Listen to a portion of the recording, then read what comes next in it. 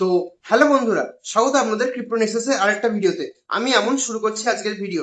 তো বন্ধুরা, আজকে আমি মেনলি কথা বলবো মার্কেট আপডেটস নিয়ে, এবং এর সাথে মার্কেট আপডেটসটাকে ভালোভাবে বোঝার জন্য একটা এডুকেশনাল টপিক তার আগে আমি আপনাদের সাথে শেয়ার করতে চাই, যেটার নাম হচ্ছে ফিয়ার অ্যান্ড গ্রিড ইন্ডেক্স। তো ফিয়ার অ্যান্ড গ্রিড ইন্ডেক্স জিনিসটা কি, এটাকে আমরা মেনলি বলবো একটা সূচকের সাহায্যে। সাপোজ যদি এটা সূচকটা হয় 0 থেকে 100-র মধ্যে, যদি 0 হয় এক্সট্রিম ফিয়ার, যদি 50 হয় তাহলে নিউট্রাল, এবং যদি 100 হয় তাহলে এটাকে আমরা বলবো যে এক্সট্রিম গ্রিড। ওকে, এটা দিয়ে কিন্তু কি করা হয় না, মার্কেটে যে সমস্ত ইনভেস্টার্সরা আছেন তাদের কিন্তু আশঙ্কা বা তাদের মনকে কিন্তু একটা চেক করা হয় যে তারা ভয় আছে নাকি তারা লোভে আছে। ওকে, এটা দিয়ে কিন্তু মেনলি বিটকয়েন কখন আপ যাবে কখন ডাউন যাবে এসব কিন্তু কিছুই করা হয় না, এটা দিয়ে মেনলি মার্কেটে ইনভেস্টার্সদের লক্ষ্য করা হয়। নেক্সট যদি আমি বলি যে ফিয়ারটাকে আমরা কিভাবে বুঝবো যে কি এখন ফিয়ার চলছে না মানে গ্রিড চলছে, আমরা কিভাবে বুঝবো? সাপোজ ধরুন বিটকয়েন আছে এখন $1,00,000। ওকে, এখন মানুষ কি করছে না, দেখছে যে বিটকয়েন কিন্তু $1,00,000 আছে, মার্কেটে ভয়ের নিউজ আসছে, মার্কেটে প্রবলেম হচ্ছে, মার্কেটে নানান ধরনের বাজে খবর আসছে, যার কারণে কিন্তু বিটকয়েনের দাম কিন্তু 1 লাখের থেকে নিচে নামছে।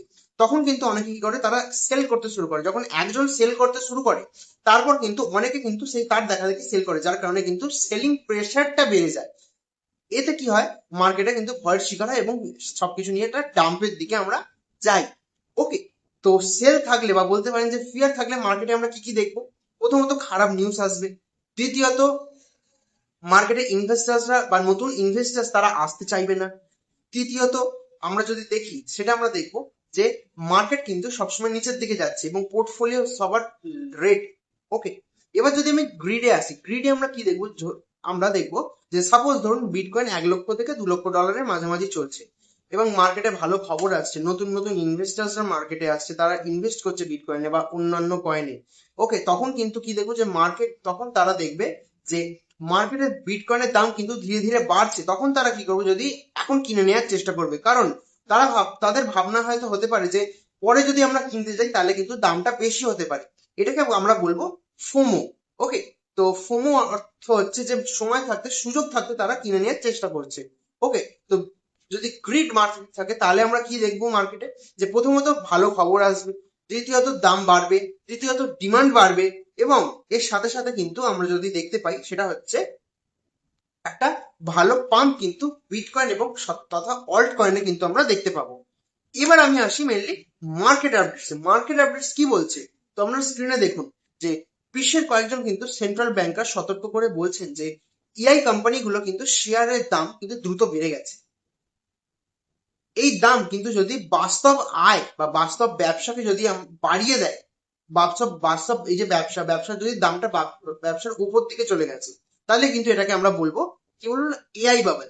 এখন কথা হচ্ছে এআই বাবলটা, এআই বাবল মানে হচ্ছে যে কোনো কিছুর দাম মানুষের অতিরিক্ত আশা এবং উত্তেজনার কারণে যখন বাস্তবের দামের থেকে বা বাস্তবের একটা বিজনেসের থেকে বেড়ে যায়, তখন তাকে আমরা বলবো এআই বাবল।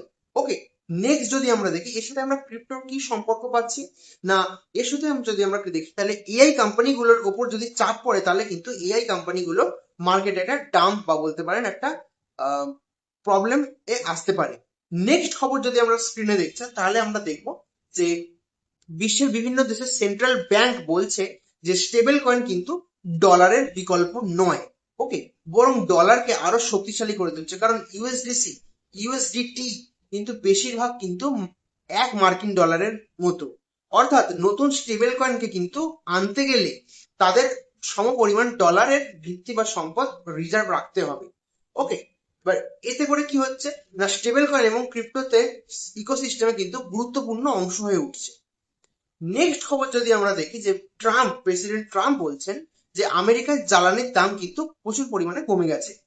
এই কমলে তাহলে কি হচ্ছে না, তাদের পণ্যের কিন্তু দাম ধীরে ধীরে বাড়ছে, এবং পণ্যের দাম বাড়লে কি হচ্ছে না, ইনফ্লেশন হচ্ছে, যেটা হচ্ছে ইনফ্লেশনটা কমার সম্ভাবনা কিন্তু তৈরি হচ্ছে, যার কারণে ভবিষ্যতে কিন্তু সুদের হার অনেকটা কমে যেতে পারে।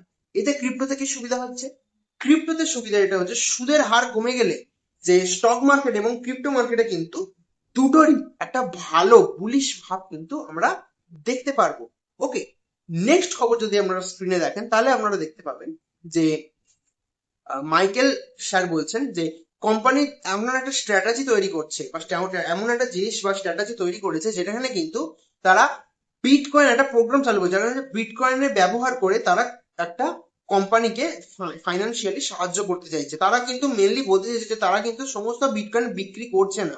তারা কি করছে না, কিছু বিটকয়েনকে তারা মানে কোম্পানির একটা সেলিং এর বা কোম্পানির কাজের জন্য তারা ব্যবহার করছে, বিটকয়েনকে ধরে না। নেক্সট যদি আমরা খবর আপনারা স্ক্রিনে দেখেন তাহলে আমরা দেখবো যে টম লি তার কোম্পানি বিটমাইনে 27,084টা ইথিলিয়াম কিন্তু কিনেছে, যার মূল্য প্রায় বলতে পারেন $43 মিলিয়ন। ওকে, যার মূল্য আপনারা দেখতে পাচ্ছেন যে $43 মিলিয়ন। তাহলে এবং এর সাথে সাথে আমরা যদি নেক্সট খবর আমরা স্ক্রিনে দেখেন তাহলে আপনারা দেখবেন যে মার্কিন সুপ্রিম কোর্ট কিন্তু সিদ্ধান্ত নিয়েছেন যে প্রেসিডেন্ট ট্রাম্প আপাতত ফেডারেল রিজার্ভের যে গভর্নর আছেন লিসা কুক, তাকে কিন্তু কোনোভাবেই পদ থেকে সরাতে পারবেন না। ওকে, তো বন্ধুরা ভিডিওটি ছিল এই পর্যন্তই। মার্কেট আপডেটস হয়তো আপনারা বুঝতে পারলেন, বা মার্কেট আপডেটসের কি আপডেট গুলো আজকে আমি দিলাম সেটা হয়তো আপনারা জানতে পারলেন। তো এগুলো নোট করে রাখার চেষ্টা করবেন এবং এর ভিত্তিতে মার্কেটে কি হতে চলেছে বা কি হতে না চলেছে সেইগুলো জানার চেষ্টা করবেন। এবং ভিডিওটি ভালো লাগলে লাইক করুন, শেয়ার করুন, সাবস্ক্রাইব করুন চ্যানেলটিকে। मुझे जिंदगी ने मारा।